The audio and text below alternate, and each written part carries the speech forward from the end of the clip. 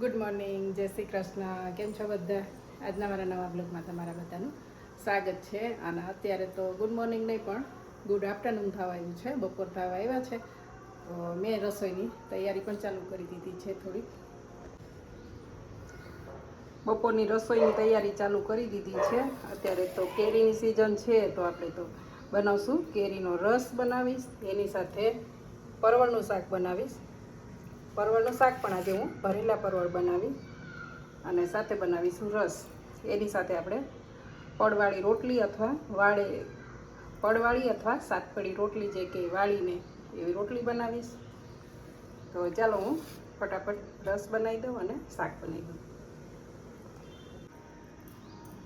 રસની સાથે આપણે બધા ઓલમોસ્ટ બધા સૂકા શાકભાજી બનાવતા હોઈએ, જેમ કે ભીંડા છે, બટેટાનું શાક છે, ગાંઠિયાનું, એવા બધા ડ્રાય શાકભાજી, મતલબ કે રસા વગરના શાક એવા આપણે રસની સાથે બનાવતા હોઈએ.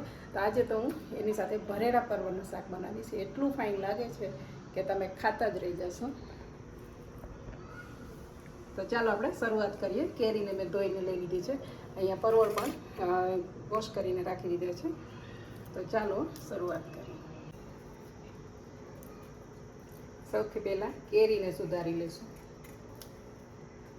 આપણે રસ બનાવીને ફ્રીજમાં રાખી દઈએ ને, એટલે રસ ઠંડો થઈ જાય ત્યાં સુધીમાં શાક બનાવી દઈએ.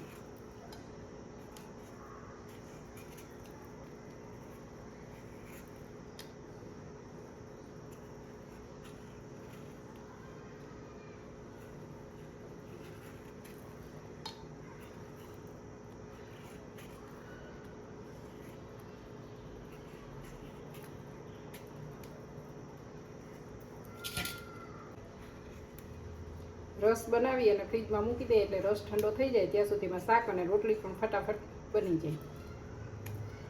થોડીક આપણે તૈયારી કરી રાખીએ ને એટલે ફટાફટ બની જાય. અચાનક કોઈ મહેમાન આવી ગયું હોય અને આપણે આવું બનાવવું હોય તો ફટાફટ બની જાય. જો થોડીક તૈયારી તમે કરીને રાખી હોય તો એટલું જલ્દી બની પણ જાય છે.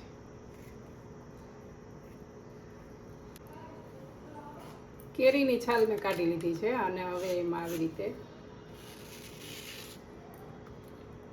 આપણે સુધારી લઈશું અને બ્લેન્ડરથી રસ કરી નાખીશું.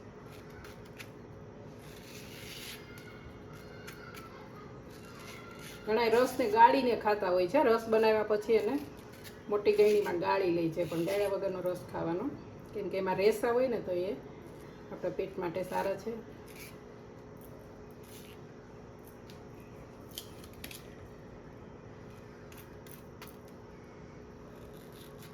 મસ્ત એકદમ કેસર કેરી છે.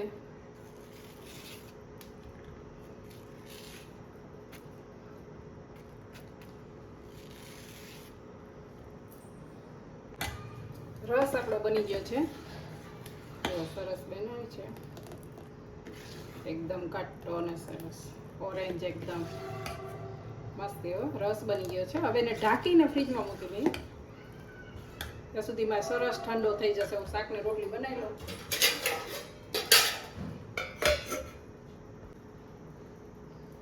તો ચાલો હવે પરવળ સુધારી લઈ. રસ તો બનાવી મૂકી દીધો છે.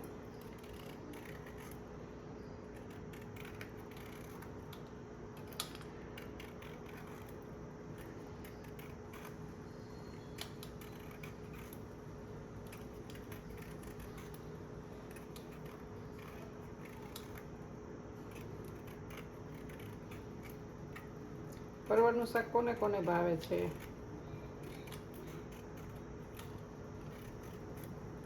કેમ કે પરવળ બહુ સારા શરીર માટે પણ. જો તમારે ભરીને ન બનાવવા હોય તમે એમ જ એને બનાવો ટુકડા કરીને, એ પણ બહુ સારા.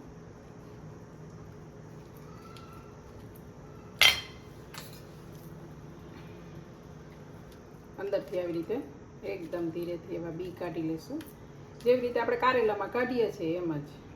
કારેલા થોડાક મોટા હોય, ના થોડીક નાની સાઈઝના, એટલે વાર લાગે.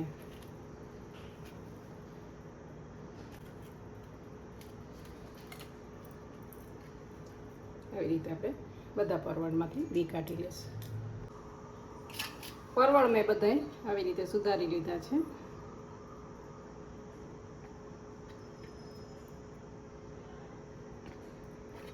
તો ચાલો હવે આપણે એને બનાવવાની શરૂઆત કરીએ. સાથે થોડુંક લસણ પણ ફોલી દીધું છે. અહીંયા મૂકી દીધી છે મેં કઢાઈ. તો સૌથી પહેલાં આપણે કઢાઈમાં થોડો ચણાનો લોટ શેકી લઈશું. એમાં તેલ નથી નાખ્યું મેં, ખાલી આપણે એમ જ એને થોડીક વાર શેકી લઈશું. આમ સરસ સ્મેલ આવે એમાંથી શેકાઈ ગયેલાની ત્યાં સુધી એને શેકીશું.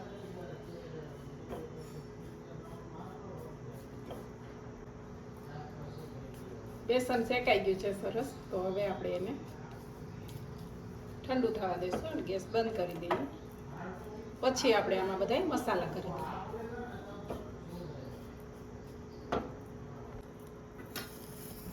બેસન ઠંડુ થઈ ગયું છે એને મેં આમાં લઈ લીધું છે. હવે આપણે એમાં બધા મસાલા કરી દઈએ.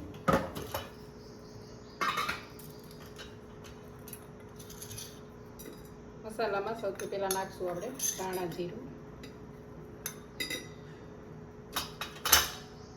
હળદર,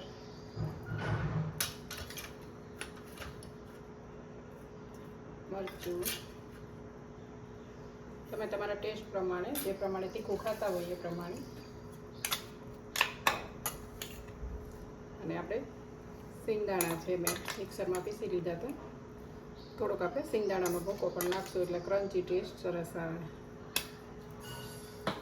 તમને ખાટું મીઠું ભાવતું હોય તો આમાં ગોળ અને લીંબુ પણ નખાય, એ પણ સારું લાગે છે. અને નાખશું લસણ ખાંડેલું.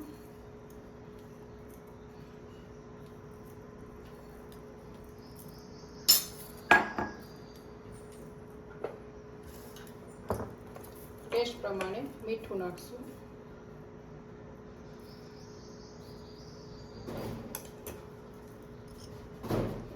અને નાખશું ધાણા.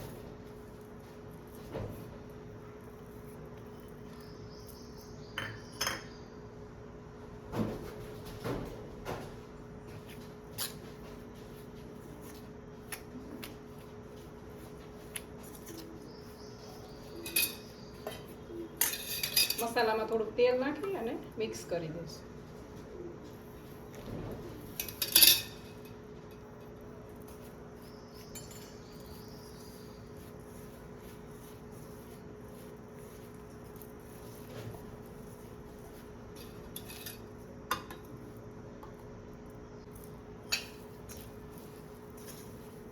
મસાલો થઈ ગયો છે રેડી.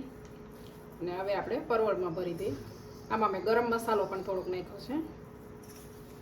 ને તમારે જો ગોળ ને લીંબુ નાખવું હોય તો પણ થોડુંક નખાય, ખાટું મીઠું પણ સરસ લાગે છે. તો ચાલો હવે આપણે પરવળમાં ભરી દઈએ.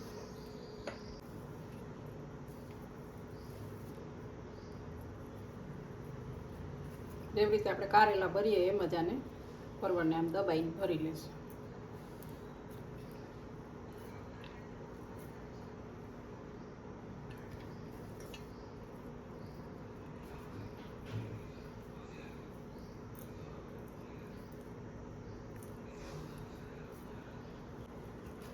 પરવળ બધાય મેં ભરી લીધા છે. તો હવે આપણે એનો વઘાર કરી લઈએ. હવે પરવળ બનાવવા માટે આપણે મૂકી દીધું છે તેલ. કુકરમાં તેલ મૂકી દીધું. એમાં નાખશું થોડુંક જીરું, હિંગ નાખશું,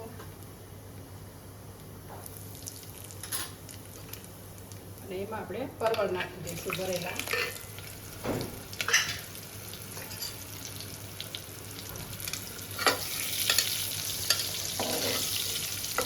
પરવળને આપણે તેલમાં થોડી વાર આવી દઈશું, ફ્રાય થવા દઈશું.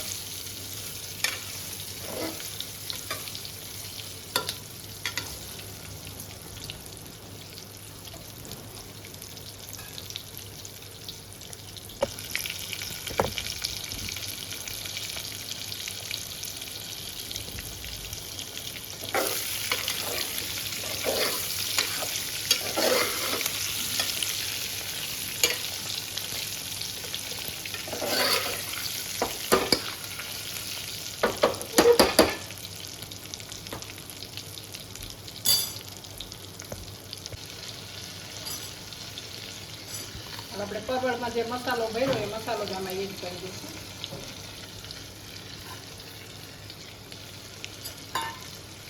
એમાં થોડું પાણી નાખી દઈશું.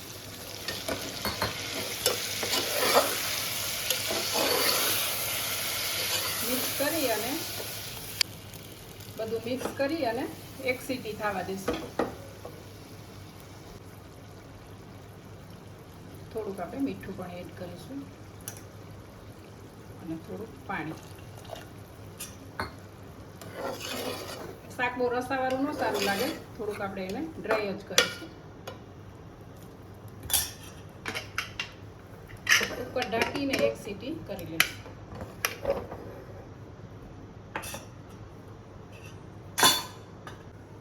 શાક બને છે ત્યાં સુધી આપણે લોટ પણ બાંધી લઈએ. એમાં થોડુંક લોટ મેં ચાળી લીધો છે, એમાં મીઠું થોડુંક નાખશું તેલ.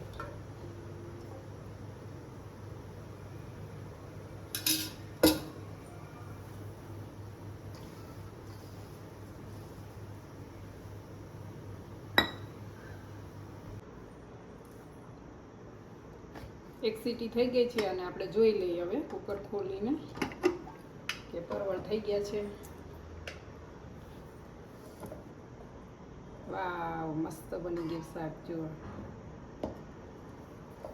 અને ચડતા બહુ વાર નથી લાગતી, તરત જ ચડી જાય છે. સરસ એવા ભરેલા પરવળનું શાક બની ગયું છે. મસ્ત બની ગયું છે. હવે આપણે એમાં ધાણા નાખીને થોડુંક ડેકોરેટ કરી દઈએ.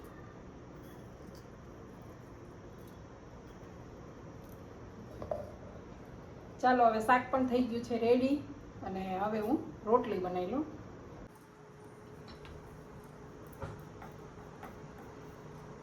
શાક બની ગયું છે ને હવે આપણે રોટલી બનાવી લઈએ.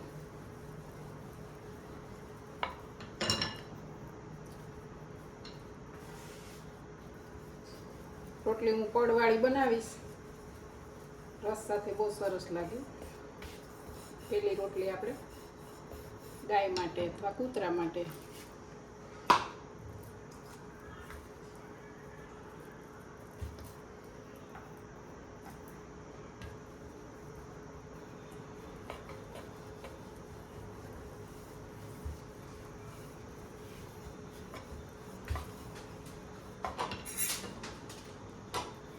આવી રીતે આમ વાળીને આપણે રોટલી બનાવશું.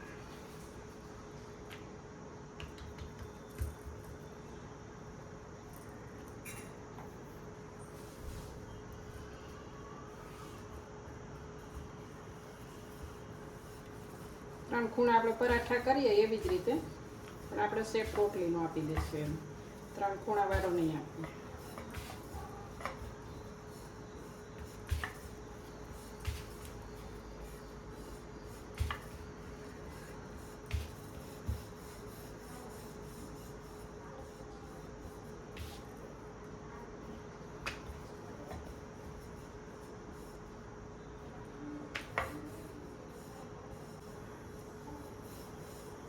વાળેલી રોટલી એટલી પોચી રહે, આખો દિવસ પડી રહેશે ને તોય તમારી રોટલી પોચી જ રહેશે. ફુલકા રોટલી તો ગરમ ગરમ સારી લાગે.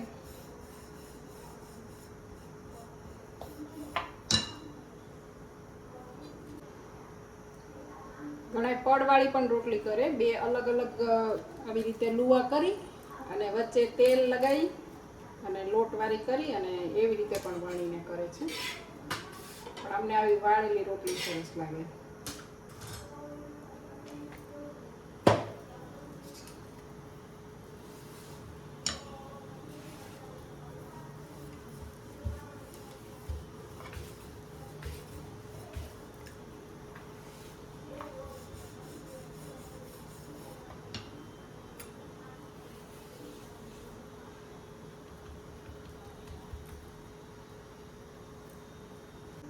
જો આવી રીતે પડવાળી રોટલી હોય એટલે ફૂલીને સરસ એના પડ બધા અલગ અલગ થાય ને, એકદમ મસ્ત.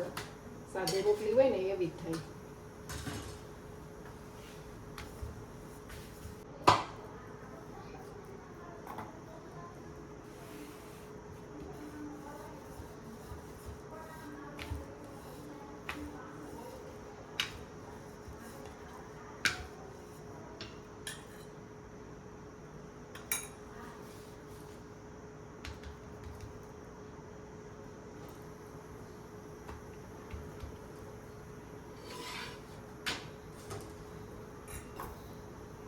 ઘણા લોકો આને સાતપડી પણ રોટલી કહે, સાતપડ થતા હશે અંદર. સાતપડી રોટલી બનાવી જો, પણ પડ તો સરસ જ થાય, ફૂલીને મસ્ત દડા જેવી.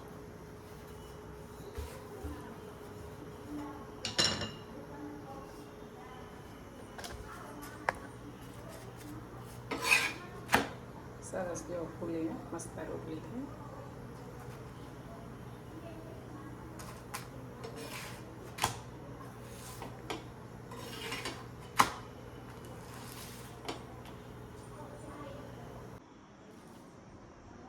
રોટલીમાં આપણે ઘી લગાવી દઈશું.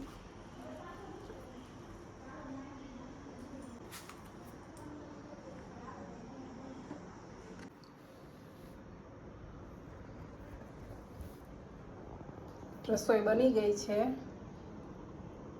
ભરેલા પરવળનું શાક બનાવ્યું છે મસ્ત એવું,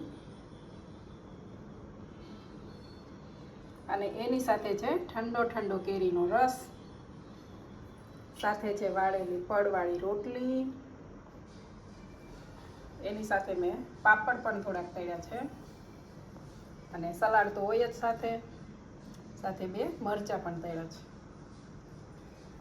અત્યારે થઈ ગયા છે બપોર અને અમને લાગી ગઈ છે ભૂખ, તો ચાલો અમે ફટાફટ જમી લઈ. ચાલો બધાય બપોરા કરો.